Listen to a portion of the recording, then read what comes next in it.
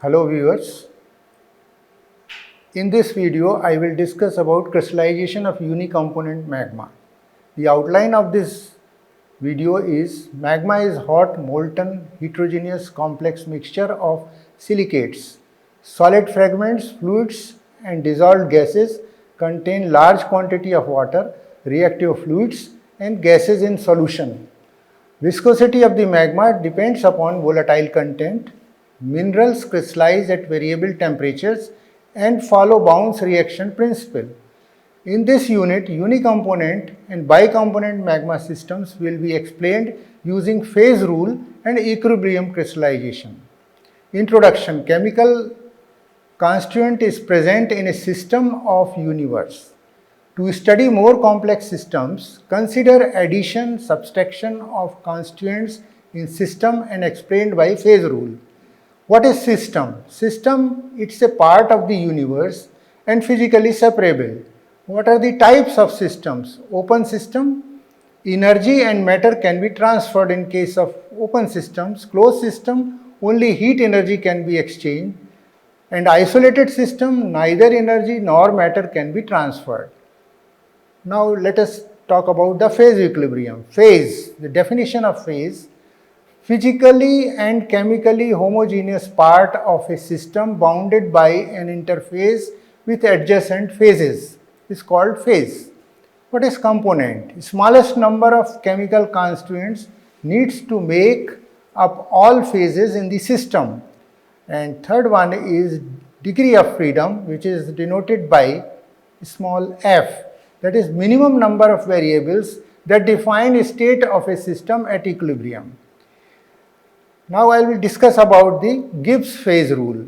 State of a system is described by temperature, pressure, composition, mass, volume and other independent properties. Gibbs phase rule was formulated and named after American chemist J. Willard Gibbs. It is used in determination of degree of freedom of a system F.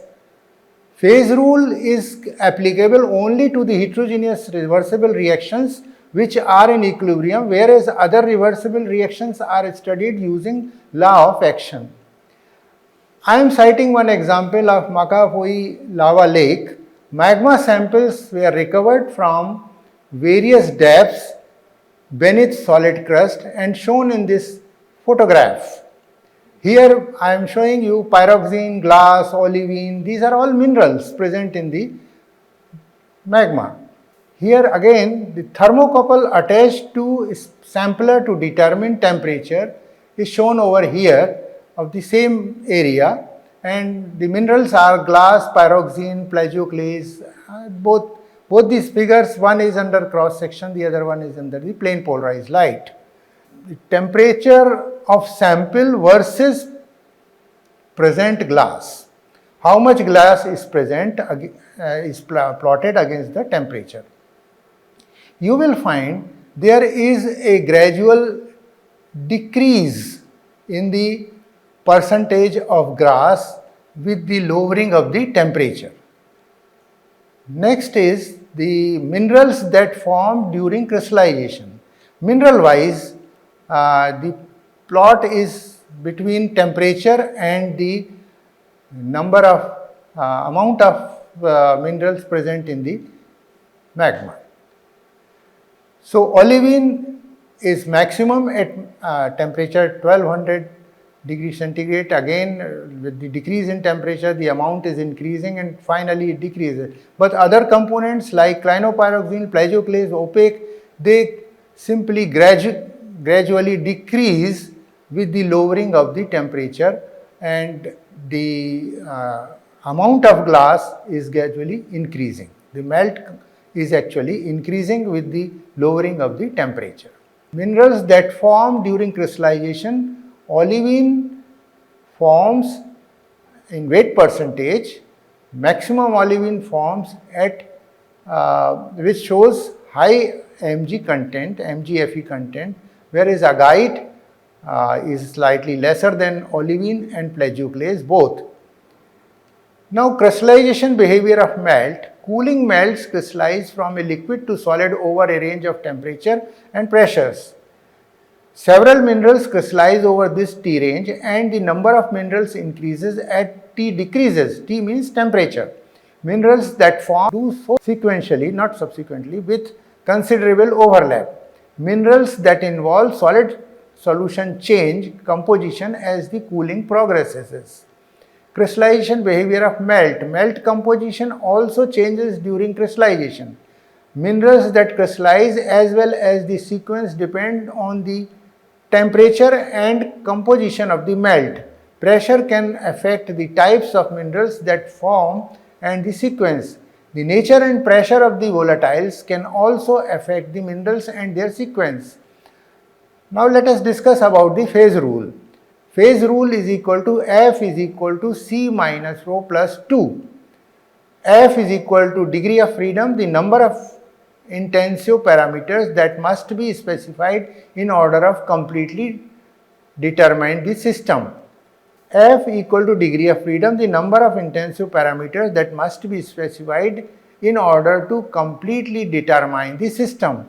Phi, or in some books it is written P also, equal to number of phases. Phases are mechanically separable constituents. Phi and C is equal to minimum number of components, chemical constituent that must be specified in order to define all phases.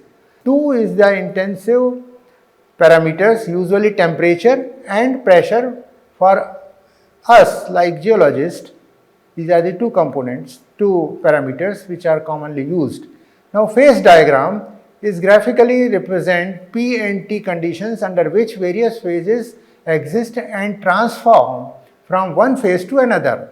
It shows stability fields and relationship between different phases as a function of pressure, temperature and composition. It consists of areas, curves, lines and points. Phase equilibrium experiments performed in laboratory to understand crystallization behavior of magma of definite composition under same pressure and temperature conditions. Constitution of alloys as a function of temperature at equilibrium is represented by phase equilibrium diagrams.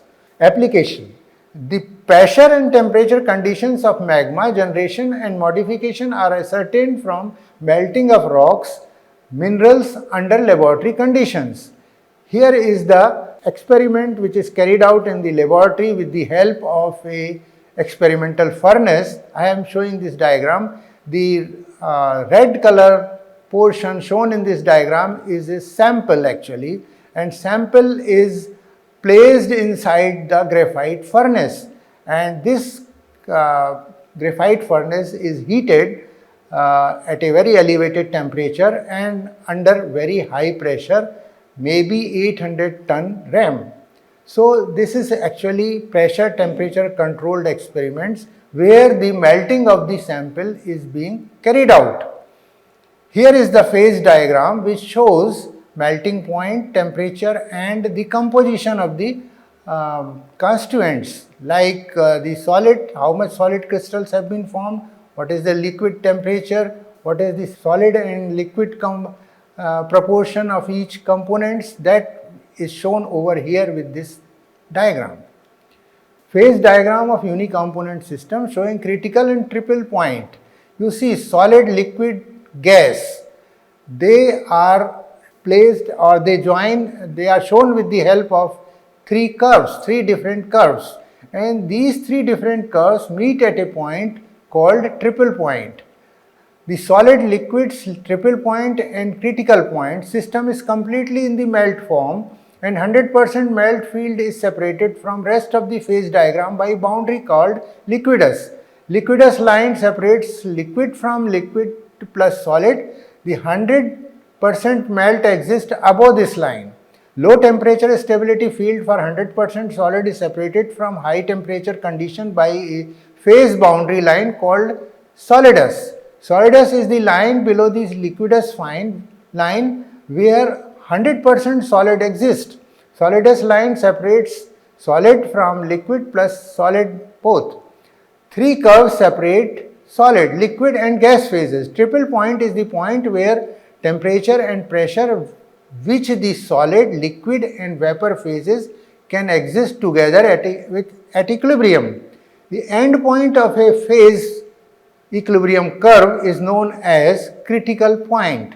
Critical point is defined as the point at which two phases of a substance initially become inseparable from each other. Unicomponent magma system. First I will discuss about the unicomponent magma system. System having only one component is called unicomponent system. When C equal to 1, pressure equal P equal to 1, then if you put these values in the equation, F equal to C minus P plus 2. So 1 and 1 minus 1 plus 2 is equal to 2. Thus, as per phase rule, a one component system must have degree of freedom of 2. One component system requires two variables, temperature and pressure. Phase diagram of one component system consists of point, curves, lines, areas and represent a non-variant, univariant and bivariant systems respectively. SiO2 and H2O systems are examples of one component system. Here I am showing this one component system. You can see the area, phase and composition in the diagram. On my left hand side there is a system, water vapor phase ice system is shown here, and on my right hand side the same is shown here. For each area C equal to 1 and P equal to 1, let's apply phase rule on areas. F is equal to C minus P plus 2, 1 minus 1 plus 2 equal to 2. So each area is bivariant system and it is necessary to specify T and P to define a phase. So phase ice composition is H2O, water composition is also H2O and vapor composition is also H2O. Water. One component system forms three phases in equilibrium with ice vapor, ice water, water vapor and depends upon temperature and pressure variables. Vapor phase at different temperatures, when plotted against corresponding temperature, the phase diagram of H2O system is obtained and consists of three stable and one metastable curves. Water vapor consists or exist in its equilibrium along the vapor phase curve of water. At point D, water vapor pressure is equal to atmospheric pressure, that is 100 degrees centigrade at boiling point of water.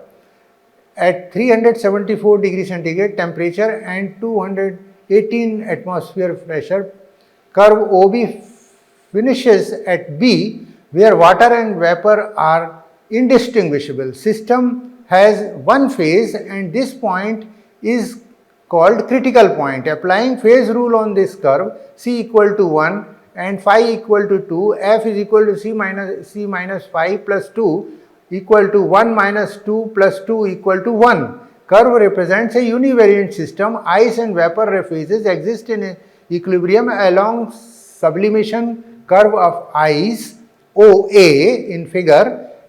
The lower end of OA curve extends to absolute 0, that is at minus 270 degrees centigrade, where no vapor exists. In figure, the areas AOC, COB and BOA represent following phases. Crystallization of SiO2 system. In unicomponent system, silica has number of polymorphs, each with a definite crystal structure and stable under definite temperature and pressure range. SiO2 system consists of many phases. Stability field represents P, that is pressure, and T, that is temperature conditions under which each mineral is stable. Phase boundaries define limits of stability fields and conditions under which phases in the adjoining fields are coexisting. For any of the phases, pressure and temperature vary without affecting nature of phases. Here is the phase diagram of unicomponent SiO2 system with following phases are present: melt SiO2, low quartz, that is alpha quartz, high quartz, which is beta quartz, tritiumite, cristobalite, coesite and schistosite. These are the phases present in this diagram. You can see here the top one is schistosite, then below that is coesite phase, and below that you have alpha quartz, low quartz, high quartz, tritiumite, cristobalite, and finally grey colored is the liquid. So the same thing is shown with color diagram also in my right hand side. And in unicomponent system, silica has number of polymers, each with a definite crystal structure and stable under definite temperature and pressure range. SiO2 system consists of many phases. Stability field represents pressure and temperature conditions under which each mineral is stable. Phase boundaries define limits of stability field and conditions under which phases in the adjoining fields are coexisting. For any of the phases, pressure and temperature vary without affecting nature of phases. Now let us consider a phase diagram of a unicomponent SiO2 system with following phases.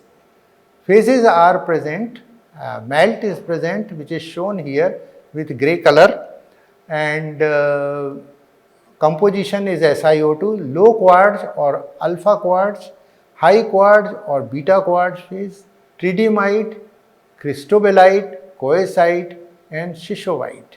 These are the phases present in this diagram on my left hand side as well as on my right hand side.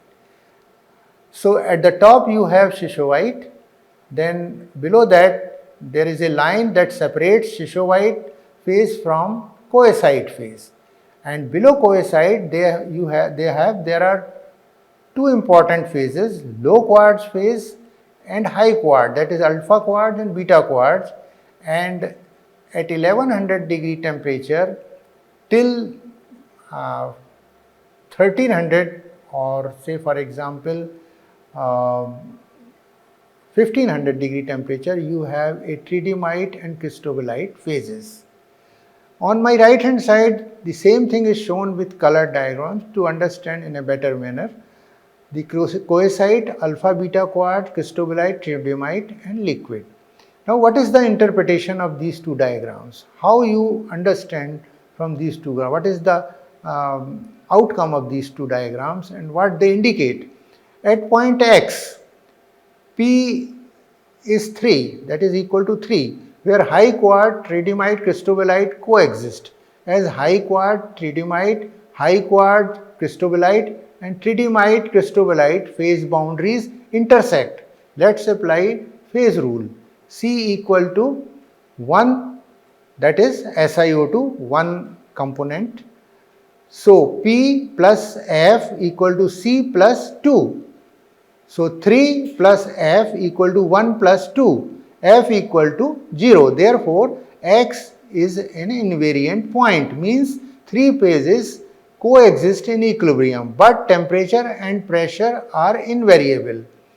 At phase stability boundaries, for example, Y in the figure univariant curve, therefore, F equal to 1 plus 2 minus 2 equal to 1. F equal to 1 means pressure and temperature are invariant independently. If temperature increases, P also increases, and vice versa on phase stability boundary, where these two phases coexist. For any point within a phase, Z marked in figure, P equal to 1, low quartz, and now F equal to 2 means it is bivariant field and temperature and pressure can change independently without changing the phase stability.